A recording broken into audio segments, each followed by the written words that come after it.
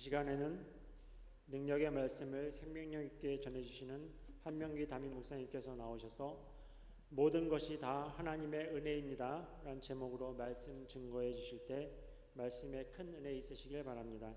목사님이 나오실 때 손을 들고 할렐루야 크게 외치시고 큰 은혜 받으시겠습니다. 할렐루야. 할렐루야. 모든 것이 다 하나님의 은혜임을 믿으시면 아멘 하시겠습니다. 저의 물음에 여러분들은 모두 다 하나님의 은혜입니다 라고 이렇게 크게 외쳐주시기 바랍니다. 나의 모든 삶이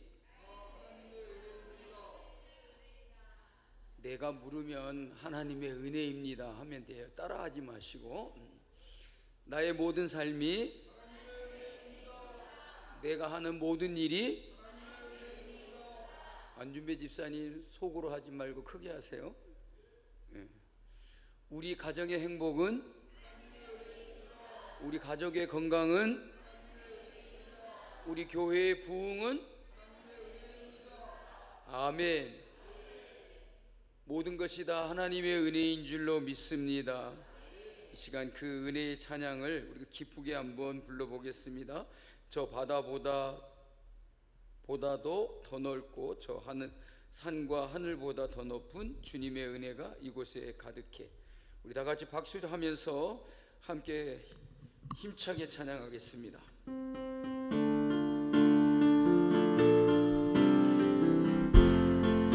저 바다보다도 더 넓고 저 산과 하늘보다 더 높은 주님의 은혜가 이곳에 가득해. 살아계신 주 나의 하나님 언제나 넘치는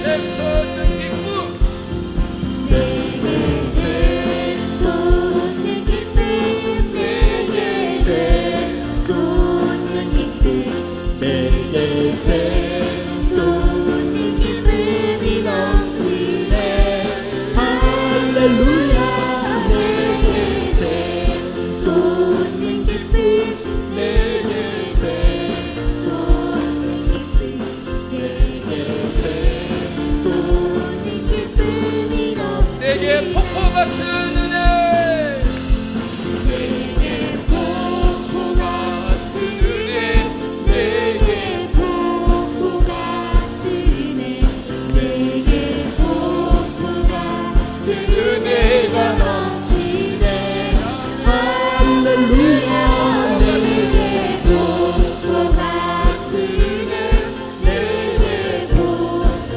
같은 은혜 내게 폭포 같은 은혜가 넘치네 할렐루야.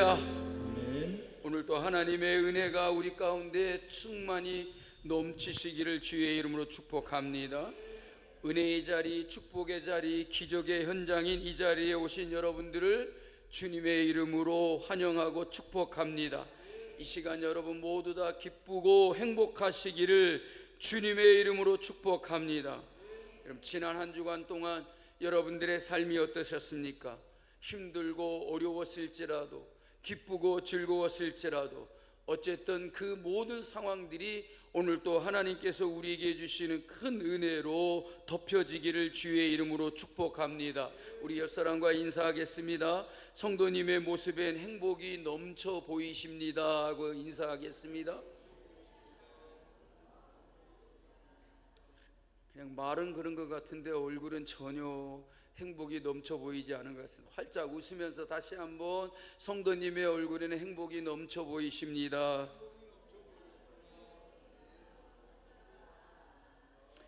아멘. 사람의 사람됨의 정체성은 그 사람의 고백에 달려 있다라고 할 수 있습니다. 다시 말하면 자기의 정체성은 내가 누구인가 어떤 사람인가 라고 하는 것을 인식하는 것입니다. 내가 나를 어떻게 인식하고 있는가, 나를 내가 누구라고 그렇게 생각하고 있는가 라고 하는 것이 그 사람의 정체성이다 라고 말할 수 있습니다. 그러므로 나의 나된 것을 아는 것이 바로 오늘 우리 자신들의 정체성인 것입니다. 그것은 바로 자기 신앙의 기초가 되기도 합니다. 여러분 기독교 신앙은 나의 나된 것을 아는 것으로부터 시작된다라고 할 수가 있습니다. 그렇다면 여러분에게 한번 물어보겠습니다. 여러분은 누구이십니까? 정명선 권사님? 나 정명선이에요. 그러면 끝나는 겁니까?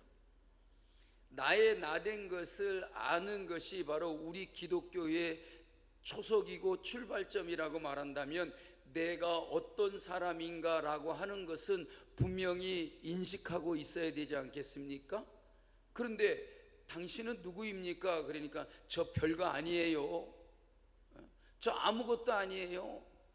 여러분 그래 버리면 과연 그리스도인으로서 그의 가치가 뭐가 있겠느냐는 거예요. 겸손해서 그러신다고요? 물론 겸손해서 내 자신이 아주 작은 자 같고 오늘 사도 바울의 고백처럼 정말로 내가 아무것도 아닌 것처럼 인식하고 있을지라도 여러분 거기서 끝나면 안 된다는 거죠. 바울은 자기 자신이 모든 사도보다도 지극히 작은 자라 그랬지만 그런 자기 자신에 대해서 뭐라고 말하냐면 나의 나된 것은 다 하나님의 은혜로 된 것이요 모든 사도들보다도 더 많이 수고했다.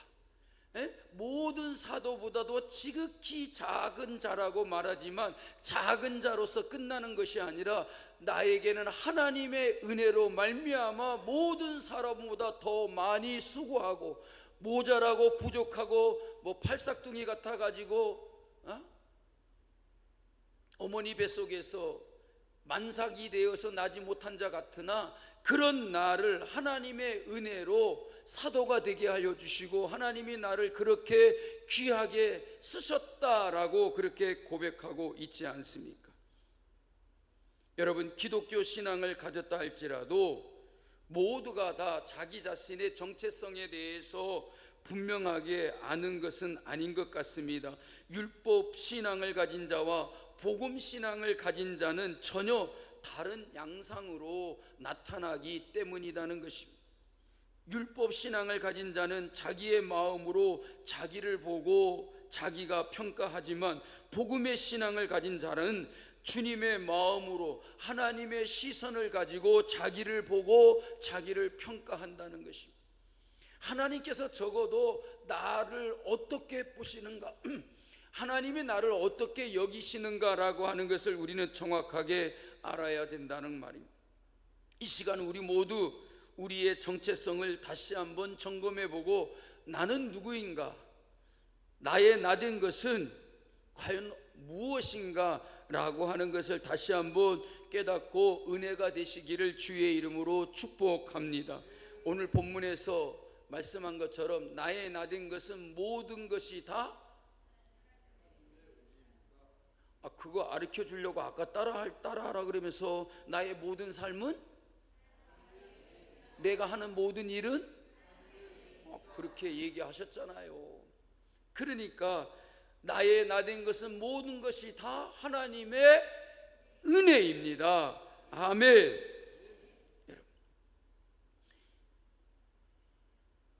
여러분이 생각하시는 여러분 자신은 어떤 사람이라고 생각하고 믿고 있습니까? 여러분은 여러분을 어떤 존재로 여기고 계시느냐는 말입니다. 여러분, 나의 나된 것은 무엇이냐라는 그런 말이죠. 다양한 생각을 하실 수 있고 다양한 고백을 하실 수 있을 것이라고 생각이 됩니다. 과연 믿음을 가진 우리들의 고백 속에서 나의 나된 것은 하나님의 은혜로다 라고 하는 고백이 나올 수 있느냐라고 하는 것이, 오늘 이 시간 나의 나된 것은 모든 것이 다 하나님의 은혜입니다 라고 이런 고백을 할 수 있기를 주의 이름으로 축복합니다. 분명히 오늘 이 시간 나의 나된 것은 무엇인지를 하나님 앞에 고백해 보시고 사도 바울의 고백을 들어보시기 바랍니다. 오늘 말씀 9절에 보니까 바울은 나는 사도들 가운데 가장 작은 사도입니다. 나는 사도라고 불릴 만한 자격도 없습니다 라고 이렇게 고백하고 있음을 볼 수가 있습니다. 바울의 말대로 엄격히 말하면 그는 사도라고 불릴 수 있는 사람이 아니었더라는 것입니다. 우리가 잘 아는 바와 같이 사도 바울의 여러분 회심하기 전에 그의 모습과 그의 삶을 보면 그를 어찌 사도라고 할 수 있겠느냐는 것입니다. 결코 사도가 될 만한 자격도 없었고 사도가 될 만한 그런 사람이 아니었더라는 것이죠. 왜? 여러분, 예수를 핍박하고 교회를 잔멸하려고 하고 예수 믿는 사람들을 잡아다가 감옥에 가두고 죽이려고 하는 일에 앞장섰던 사람이 무슨 사도가 될 수 있겠느냐는 것입니다. 그런데 여러분, 사도 바울은 분명코 나는 사도라고 불릴 만한 자격이 없습니다 라고 이렇게 고백하더라는 말입니다. 그런데 그가 어떻게 사도가 됐을까요? 자기 입으로 나는 모든 사도들보다 지극히 작은 자라고 말하면서 그러나 모든 사도들보다 더 많이 수고했다라고 말합니다. 어떻게 그렇게 쓰임을 받을 수가 있었느냐라는 것이죠. 그의 삶을 우리가 해석해 보려면 하나님의 은혜라고 하는 열쇠가 없으면 그의 삶을 해석할 수가 없다는 거죠. 그런 사람이 어떻게 사도가 되었는가? 하나님의 은혜 때문이었다라고 하는 것입니다. 여러분, 나의 나된 것은 하나님의 은혜인 줄로 믿습니다. 지금 우리의 삶은 모두 다 하나님의 은혜 때문임을 우리는 잊지 말아야 할 것입니다. 여러분, 그 당시 사도라고 불렸던 사람들은 예수님께서 직접 부르시고 택하시어서 예수님과 함께 다녔던 12명의 제자들을 사도라고 이렇게 일컬었습니다.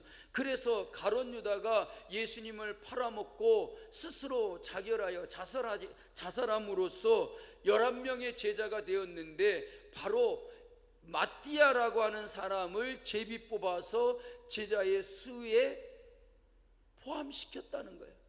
왜 그런지 아십니까? 바로 이 사도라고 하는 사람의 수가 12명이 되어야 된다는 거예요. 왜 12명이어야 되느냐? 여러분, 예수님께서 그냥 아무렇게나 12명을 택한 게 아니에요. 제자들도 12명이었고 그 12명의 제자를 사도들이라 그랬는데, 가룟 유다 대신에 한 자리가 비었는데 그 자리를 그냥 빈자리로 두지 아니하고 마띠아를 제비 뽑아서 추가하여 12명의 수에 가입했다는 거예요. 12명의 수가 되어야 된다는 것이죠. 여러분, 구약시대에 이스라엘 지파가 모두 몇 지파였습니까? 누가 120지파라 그래요? 12지파였어요. 12지파.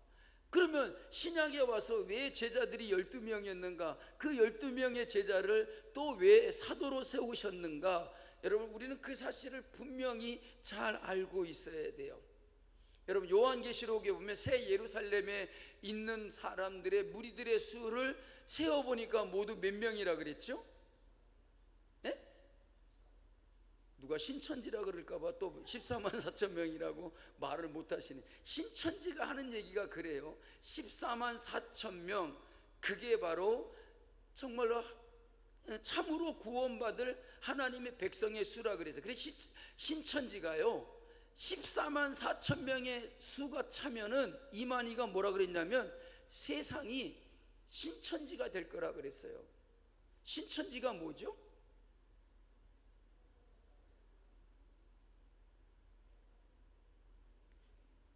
또 그거 말하면 또 신천지 갔다가 왔다고 얘기할까봐 말 못하세요? 신천지는 성경에 새 하늘과 새 땅, 이 말을 성경에 있는 용어는 아니에요. 그러니까 성경에는 새 하늘과 새 땅이라 그러는데, 그 새 하늘과 새 땅이 새 신자에다가 천, 하늘천, 지, 땅지, 그래서 신천지예요. 신천지가 도래한대요. 몇 명이 차면? 14만 4천 명의 수가 차면, 이만희가 신천지가 처음에 그랬어요. 그런데 14만 4천 명이 넘었잖아요. 참 애석한 일이지만 왜 신천지가 부흥이 됐는지 잘 모르겠어요. 14만 4천 명이 넘었단 말이에요. 그런데 이 사람들이 요한계시록에 있는 이 14만 4천 명을 문자 그대로의 숫자로 잘못 해석하고 성경을 뭐라 그러죠? 오역을 한 거예요. 근데 제가 왜 구약의 12지파, 신약의 12지파, 그리고 14만 4천 명 얘기를 하느냐면요, 이 14만 4천 명의 숫자는 어떻게 해서 나온 숫자냐면, 구약의 12지파, 신약의 12사도, 그래서 12 곱하기 12, 그 숫자의 충만한 수가 얼마냐면 1000이에요. 그래서 12 곱하기 12 곱하기 1000 하면 얼마가 나와요? 14만 4천 명이 나온단 말이에요. 그러니까 14만 4천 명이라는 숫자는 구약의 시대와 신약의 시대에 오고 오는 모든 세대 가운데 구원받은 하나님의 백성들의 충만한 수가 14만 4천 명이라는 거예요.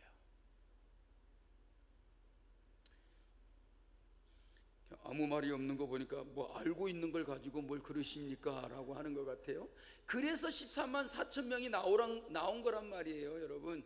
그래서 구약에 12지파가 있었고요, 신약에 12제자가 있었고, 그 12제자가 사도들이 됐다는 거예요. 이는 구약의 대표요, 신약의 대표요. 또 그래서 여러분, 요한계시록에 가서 보면 하늘 보좌가 나오잖아요. 그 하늘 보좌에 누가 계셔요?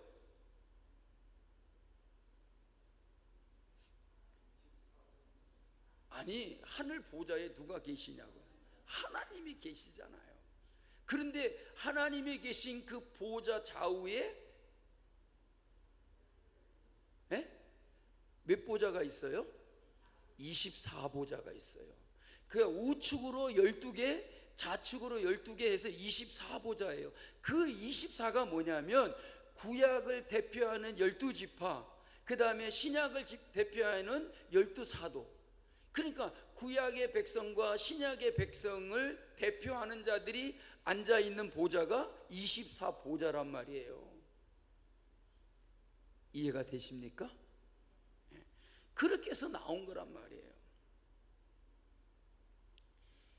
그런데 여러분, 바울은 예수님께서 3년 반 동안이나 복음을 전하시고 말씀을 가르치고 병 고치는 사역을 하셨을 때 함께 있었던 자가 아니에요. 그러니까 사도라고 불려지는 사람은 예수님이 직접 부르시고 택하시며 예수님과 함께 있었던 사람이었고, 그 다음에 예수님의 부활을 직접 목격한 사람을 사도라 칭하는 거예요. 요즘에 여러분 신사도 운동이라는 거 있어요. 여러분 속지 마세요. 그냥 그들은 지금도 사도들을 하나님이 세우시는데 그냥 자기들끼리 그냥 사도라고 칭해요. 그래서 신학교도 안 가고 뭐 목사 안수도 안 받았는데 자기들이 그냥 사도래요. 사도래. 이게 신사도 운동이거든요. 그러니까 미국의 그 유명한 신학자가 처음으로 이 신사도 운동을 했는데 그냥 자기들이 그냥 다 사도라고 이렇게 임명을 하는 거예요. 근데 그건 잘못된 거예요. 사도는요, 진정으로 예수님과 함께 다니고 예수님이 직접 택하였고 예수님의 부활을 직접 목격한 사람 중에서 택한 사람을 사도라고 일컫는 거예요. 그래서 그때의 사도 시대가 있었던 거예요. 그래서 사도 시대가 지나가고 난 다음에는 그 사도들이 없어진 거예요. 그래서 지금 우리들 보고 사도라고 하면 그건 여러분, 그건 성경을 잘못 얘기하고 자기들이 그렇게 잘못 만들어낸 거예요. 그러니까 여러분 어디 가서 신사도 운동 그러면 그건 절대 여러분 들으시면 안 돼요. 그래서 바울도 예수님과 함께 있었던 사람이 아니었고, 더 나아가서 바울은 말씀드린 것처럼 교회를 박해했고요. 예루살렘 교회의 7 집사 중에 가장 먼저 순교한 집사가 누구죠? 스데반 집사잖아요. 그 예루살렘에 가면 양문이라고 하는 그 양문 아래쪽에 보면 스데반이 순교한 자리가 있어요. 그를 예루살렘에서 예루살렘 성 밖으로 끌어다가 거기서 돌로 쳐서 죽였어요. 스데반이 거기 순교했던 자리가 있는데 거기에 가보면 스데반아 교회가 세워져 있어요. 스데반이 순교한 자리. 그러니까 스데반을 돌로 쳐 죽이는데 가장 앞장섰던 장본인이 바로 누구였습니까? 사울이었어요.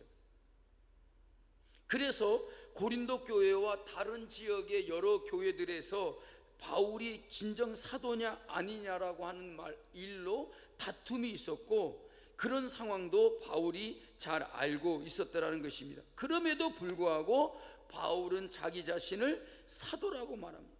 고린도 교회 성도들에게 자기 자신을 자신 있게 사도라고 칭하고 선포를 하는 것입니다. 왜냐하면 예수님이 자기를 직접 부르셨다는 거예요.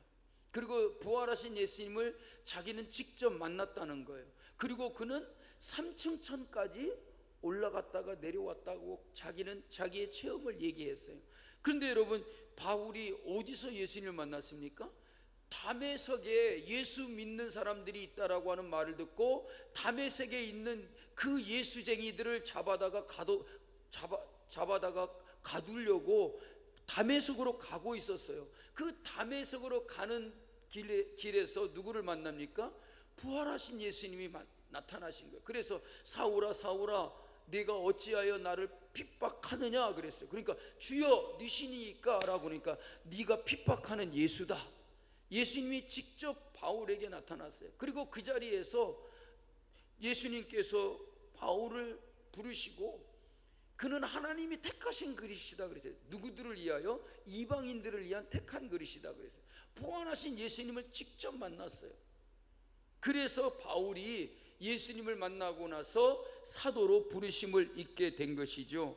그러므로 주님께서 자기 자신을 직접 부르셨고 하나님께서 이방인의 사도로 부르셨기 때문이라고 그는 분명하게 자기의 사도됨을 천명했던 것입니다. 그래서 사도행전 2장과 갈라디아서 2장에서 말하는 것입니다. 그리고 하나님께서 자기 자신을 사도로 불러주신 것은 온전히 자기가 무슨 잘했거나 교회를 위해서 충성했고 하나님의 일에 무슨 앞장섰던 사람이라고 하는 게 아니에요. 물론 그는 율법에 대한 열심히 특심해 갖고 누구보다도 철저한 율법주의자였어요. 율법을 지켜야 된다. 그래서 하나님을 율법을 잘 지켜야만이 하나님을 잘 믿는 것이다. 하나님을 잘 섬기는 것이다. 그렇게 생각을 했어요. 그런데 여러분, 그렇게 아무리 자기가 철저하게 율법주의자였고 철저하게 율법을 지켰다고 말하지만 그것 때문에 하나님이 자기를 사도로 택하여 주신 것이 아니고 불러주신 것이 아니고 사도 바울은 뭐라고 말합니까? 온전히 하나님의 은혜 때문이었다는 거예요. 그래서 10절 말씀해 보니까 그러나 나는 하나님의 은혜로 오늘의 내가 되었다라고 바울은 그렇게 고백하고 있습니다. 우리가 잘 알듯이 교회의 핍박자였던 바울은 다메섹에 있는 성도들을 잡아들이기 위해서 다메섹으로 가는 길에서 분명코 부활하신 예수님을 만나게 되었고 그리스도를 믿는 성도들과 교회를 핍박한 바울을 심판으로 멸망치 않으시고 오히려 복음을 전하는 놀라운 사도로 변화시키셨다는 거예요. 그게 뭘로 그렇게 된 것이라고요? 하나님의 은혜로 된 것이다. 지금의 나는 하나님의 은혜로 이 자리에 있는 줄로 믿습니다. 제가 목사가 된 것도요, 우리 장로님들이 장로로 세워진 것도, 우리 안수 집사님들, 권사님들, 우리 집사님들, 또 여러분들이 교회의 어떤 직책을 맡아가지고 사명을 맡은 것은 다 하나님의 은혜로 나를 세워주심을 언제나 잊지 말아야 할 줄로 믿습니다. 바울은 자신이 한 일들이 얼마나 큰 죄악인 줄 아는데 놀랍게도 그 큰 죄에 대한 저주와 형벌과 멸망이 아닌 놀라운 사도로서의 직분을 세워주신 것은 하나님의 은혜라고 바울은 감격하였고 그 은혜의 감사함으로 그 은혜를 헛되이 받지 아니하고 10절에서 나에게 베풀어 주신 하나님의 은혜는 헛되지 않았습니다. 나는 사도들 가운데 어느 누구보다도 더 열심히 일하였습니다 라고 이렇게 말해요. 왜 그렇게 열심히 일했느냐? 자기에게 베풀어 주신 하나님의 은혜 때문이라는 거예요. 만삭되어 나지 못한 자와 같은 자기 자신을 그렇게 교회를 핍박하고 믿는 자들을 잡아 죽이려고 혈안이 되어 있던 그를 사도로 세워주셨으니 어찌 내가 가만히 있을 수 있느냐. 그래서 모든 사도들 가운데 어느 누구보다도 하나님의 일에 정말 열심히 일했다는 것이죠. 이렇게 우리가 하나님의 은혜로 주의 종으로 부르심을 받고 하나님이 택하신 하나님의 일꾼들임을 우리가 분명히 믿을진데 우리도 그 어느 누구에게 지리지 아니하고 하나님의 일에 더욱더 열심을 갖는 성도들이 되어야 될 줄로 믿습니다. 여러분, 하나님의 은혜를 아는 사람이 하나님을 사랑합니다. 하나님의 은혜를 아는 사람이 감사합니다. 하나님의 은혜를 아는 사람이 충성하는 것입니다. 그냥 나의 열심과 나의 의지를 가지고 하는 게 아니라는 말입니다.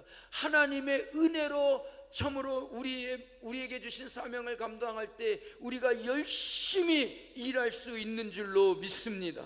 바울은 하나님의 은혜로 구원받은 것만이 아니라 이방인들에게 복음을 전하는 사도로 택함을 알았고 믿었기 때문에 죽을 힘을 다해서 복음을 전하는 일에 힘썼다는 거예요.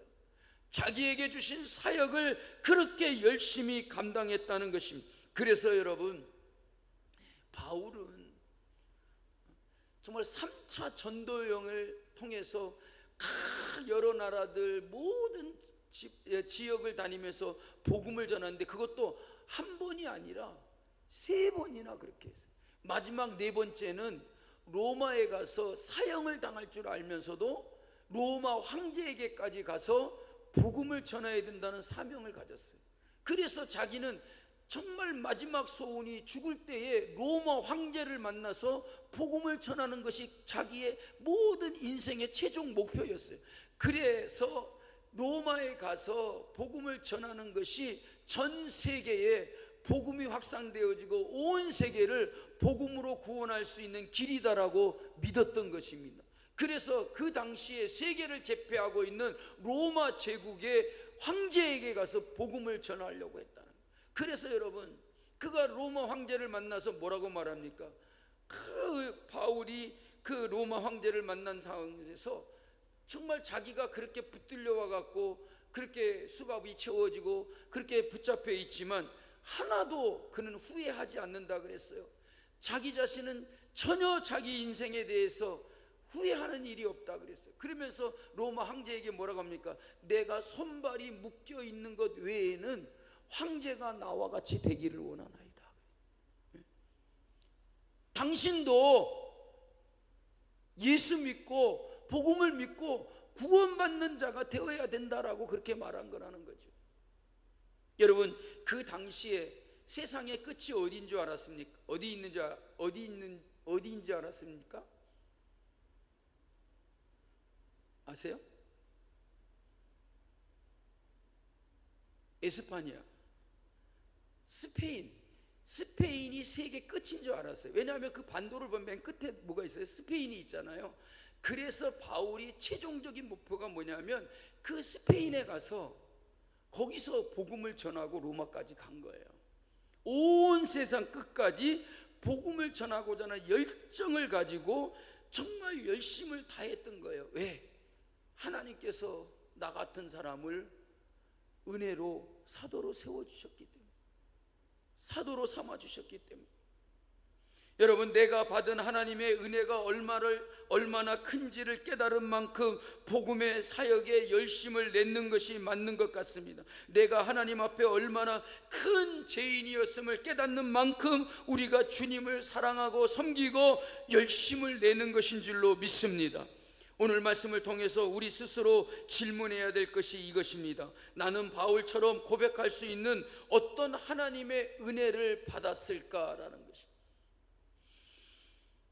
여러분, 우리가 바울처럼 고백할 수 있는 어떤 하나님의 은혜를 받았습니까? 우리에게도 그 하나님의 은혜의 체험이 우리 각자에게 있어야 될 줄로 믿습니다. 나에게 주신 하나님의 은혜가 무엇이라고 깨닫고 감사함으로 살아가고 있습니까?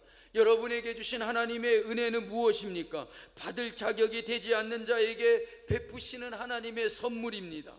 하나님이 값없이 베푸시는 선물, 아무 조건 없이 우리에게 베풀어 주신 하나님의 사랑인 것입니다. 그것은 바로 죄인들을 불러서 조건 없이 우리의 모든 죄를 용서해 주시고 구원과 영원한 생명을 주시는 하나님의 초월적인 그 사랑이 바로 우리에게 베푸신 은혜라는 말입니다.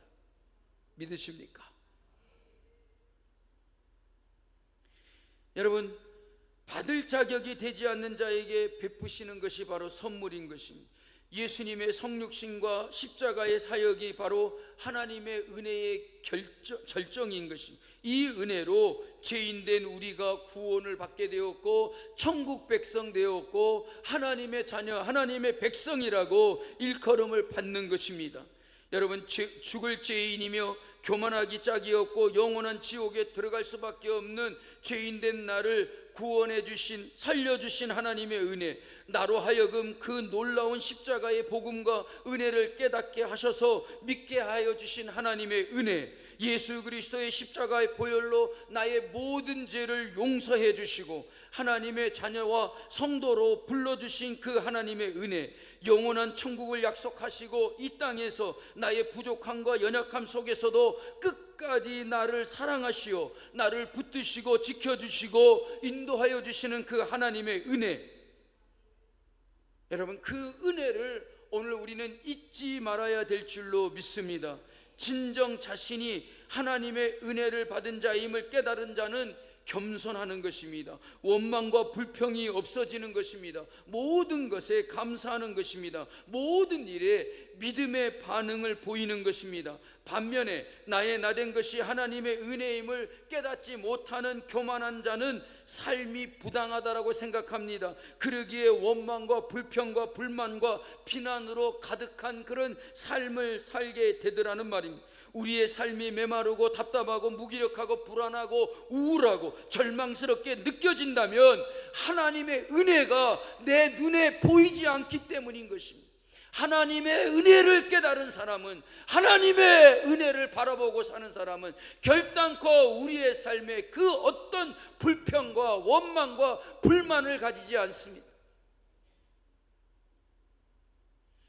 정말로 하나님의 은혜는 나의 모든 우울함을 사라지게 하고 내 원망과 불평이 얼마나 철부지 같은 창피한 것인지를 깨닫게 한다는 말입니다. 여러분, 하나님의 은혜는 나로 하여금 힘을 얻게 합니다. 하나님의 은혜는 나로 하여금 강하게 하는 것입니다. 하나님의 은혜는 나로 하여금 언제나 담대하게 하는 것입니다. 하나님의 은혜를 깨달지인데 우리는 하나님의 강한 그리스도의 군사와 같이 이 세상을 살아가게 될 줄로 믿습니다. 여러분, 하나님의 은혜를 깨달은 만큼 우리는 주님께 대하여 열심을 내게 됩니다. 그래서 주의 일에 충성하고 모든 일에 불평 없이 헌신하고 봉사하고 섬기는 삶을 살게 된다는 말입니다. 오늘 또 그 하나님의 은혜를 기억하고 내게 주신 그 은혜에 감사하며 하나님의 뜻대로, 명령대로 복음의 삶, 사랑의 삶, 섬김의 삶, 믿음과 순종의 삶을 내게 주어진 삶의 자리에서 누구보다도 열심히 살아가는 부끄럽지 않은 삶, 아니 하나님의 영광과 기쁨이 되는 은혜의 강한 삶을 살아가시는 저와 여러분들이 되어질 수 있기를 주님의 이름으로 축복합니다. 사랑하는 성도 여러분, 살아계신 주님을 만나기 이전과 이후의 차이, 은혜를 알기 전과 그 후의 차이가 무엇인지를 아십니까? 주님을 만나지 못한 사람은 내 것이 분명하고 내가 이룬 것이 분명하고 자부심을 내세우고 내게 자랑할 것이 많다라고 그렇게 생각합니다. 그러나 주님을 만난 사람은 자신의 소유는 없고 모든 것이 다 주님께서 주신 것이요, 나의 모든 것은 다 주님의 것이며 내가 이룬 것이 아니라 주님이 하셨으며 내가 자랑할 것은 내가 아니요 오직 예수 그리스도와 십자가밖에 없다는 사실을 아는 사람인 것입니다. 은혜를 모르는 사람은 자신의 혈통이 중요하고 학력이 중요하고 자기 사상과 주관이 중요하고 스스로의 노력으로 이루어낸 일들을 사람들에게 보여주고 싶어 합니다. 하나님의 은혜를 모르는 사람은 자기 이주의 삶을 살려고 하는 것입니다. 여러분, 내가 얼마만큼이나 하나님을 중심으로 살고 있는가, 언제나 내 앞에 하나님을 모시고 살아가고 있는지를 한번 깊이 생각해 보십시오. 내가 하나님 앞에서 사는 그런 삶을 살지 않는다면, 하나님의 손에 붙들려 하나님의 말씀을 따르고 하나님의 뜻을 따라 사는 삶이 아니라면 그는 아직도 하나님의 은혜를 깨닫지 못한 사람인 것입니다.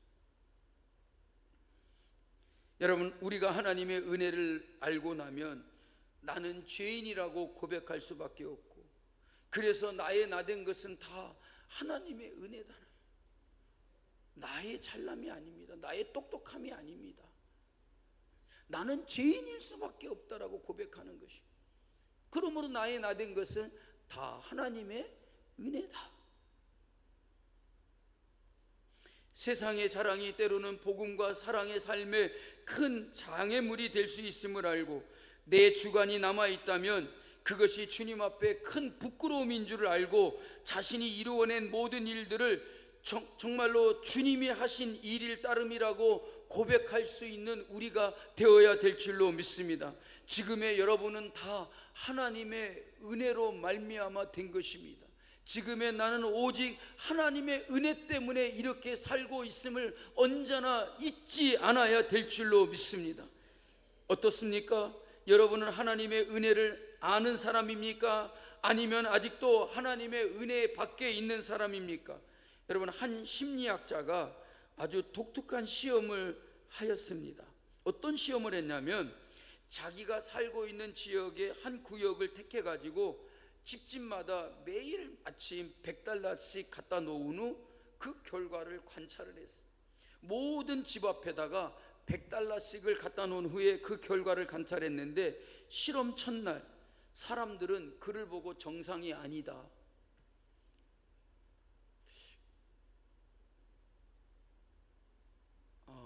여러분들은 안 그럴 것 같아요. 내일도 그랬으면 좋겠다, 그러실 것 같아요. 근데 사람들이 집집마다 $100를 갖다 놓으니까 그 첫째 주간에 첫날 사람들이 보고 야, 저 사람 정상이 아니야, 그렇게 의아해하면서도 슬그머니 돈을 들고 가더라는 거예요. 사흘이 지나자 $100씩 집 앞에 놓고 가는 그 사람 이야기로 동네가 떠들썩하게 되었습니다. 둘째 주가 되자 현관 앞에 나와 돈을 기다리는 사람들이 생겨났고, 셋째 주가 되자 돈 받는 것을 이상하게 여기지 아니하고 그냥 당연히 그럴 것이다 라고 여기고 있었다는 거예요. 넷째 주가 되었을 때는 당연한 것처럼 그냥 돈을 집어가지고 들어가더라는 것입니다. 그렇게 실험 기간이 한 달이 지나서 이제 집집마다 다니면서 돈을 갖다 놓지 않고 그냥 지나갔다 그랬대. 그러자 사람들의 반응이 어땠냐면 매우 불쾌하게 여겼다. 왜 오늘은 돈을 안 주고 가느냐라고 따져 묻는 사람도 있었다는 거예요. 그들은 이유 없이 받은 은혜를 당연한 것처럼 생각하고 고마워하기는커녕 오히려 주지 않는 것에 대해서 불쾌하게 여겼던 것이라는 말입니다. 여러분, 이 사람들의 모습에서 하나님의 한량없는 은혜를 받으면서도 감사할 줄 모르는 사람들의, 우리들의 모습을 볼 수 있는 것입니다.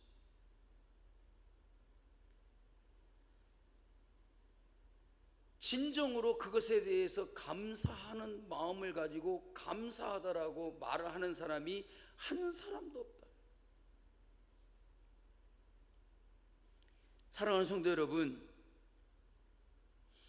사탄은요 오늘도 우리들에게 은혜 없이도 살 수 있다라고 우리를 꼬드기고 있습니다. 뭐 그렇게 열심을 내? 남들도 그렇게 안 해. 뭐 너만 그렇게 하려고 해? 남들만큼만 해도 돼.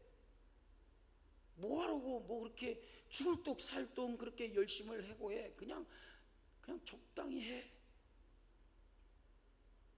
은혜가 아니어도 얼마든지 살 수 있고 얼마든지 해낼 수 있다라고 우리에게 그렇게 꼬드기고 있다는 말이에요. 은혜하는 사람은 무능력한 사람처럼 간주하고 나중에 실패하면 은혜의 탓으로 돌릴 못난 이들이라고 그렇게 말을 하는 것입니다. 그리고 그까짓 은혜 별거 아니다라고 그렇게 여기게 만든다는 것입니다. 여러분, 진정으로 내가 하나님의 은혜로 산다라고 믿는다면 여러분은 그 은혜를 어떻게 여기고 있습니까? 그 은혜 때문에 사는 것이라면 여러분은 얼마만큼이나 하나님의 은혜를 입은 자답게 살고 있습니까?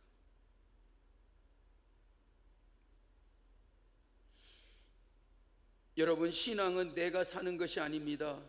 지금 나는 내 힘으로 되는 것이 아닙니다. 하나님의 은혜로 되었고 하나님의 은혜 때문에 지금까지 살아왔고 앞으로도 하나님의 은혜로 인하여 살아갈 것을 믿는 것이, 아는 것이 바로 신앙인 것입니다.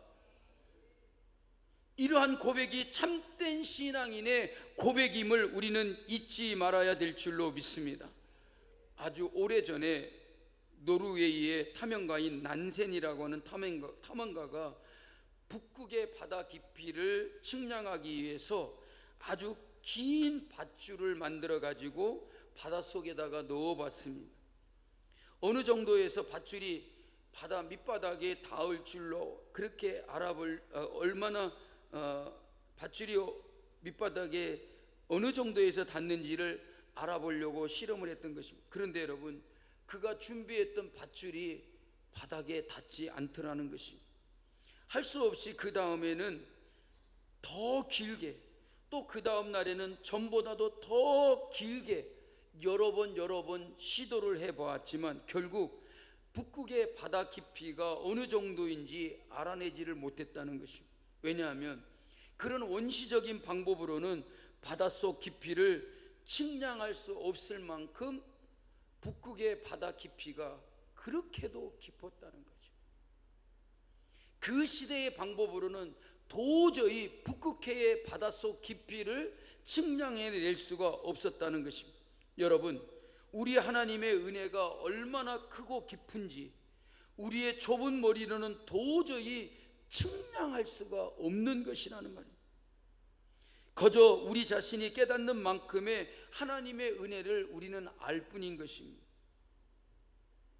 사랑하는 성도 여러분, 오늘 우리가 아까 말씀을 듣기 전에 우리가 불렀던 찬송과 같이 저 바다보다도 더 넓고 저 산과 하늘보다도 더 높은 하나님의 은혜를 우리는 진정으로 깨닫는 삶을 살아가야 될 줄로 믿습니다. 오늘 하루의 삶을 살았습니다. 여러분들의 마음속에 여러분의 삶에 뭐가 남습니까? 하나님의 은혜가 남아야 돼요. 오늘 하늘도 하나님의 은혜였다. 내가 잘나고 내가 막 힘써서 내가 내 힘으로 내 능력을 가지고 산 게 아니고요, 하나님의 은혜였습니다. 우리는 분명히 깨달아야 될 줄로 믿습니다. 오늘 사도 바울의 그 고백을 꼭 들어보시기 바랍니다. 내가 나된 것은 하나님의 은혜이고 내가 모든 사보다 더 많이 수고하였으나 그것은 내가 한 것이 아니고 오직 나와 함께 하신 하나님의 은혜라 라고 이렇게 고백하고 있습니다. 여러분, 우리도 바울처럼 여러분이 여러분 된 것, 지금까지 살아온 세월들, 그리고 여러분들이 하신 모든 일들이 오직 하나님의 은혜였다라고 고백할 수 있는지 다시 한번 깊이 생각해 볼 수 있기를 바랍니다. 바다보다도 더 깊고 저 하늘보다도 더 높은, 더 넓은 하나님의 은혜 때문에 지금 여기에 저와 여러분들이 있는 줄 믿으시기를 주님의 이름으로 축복합니다. 언제나 하나님의 은혜로 살아가고 있습니다. 지금도 하나님의 은혜 때문에 이 자리에 있고 앞으로도 우리는 하나님의 은혜로 말미암아 살아가는 삶을 살게 될 것입니다. 하나님의 은혜가 여러분들의 인생에 항상 넘쳐나시기를 주님의 이름으로 축복합니다. 다 같이 찬양하겠습니다.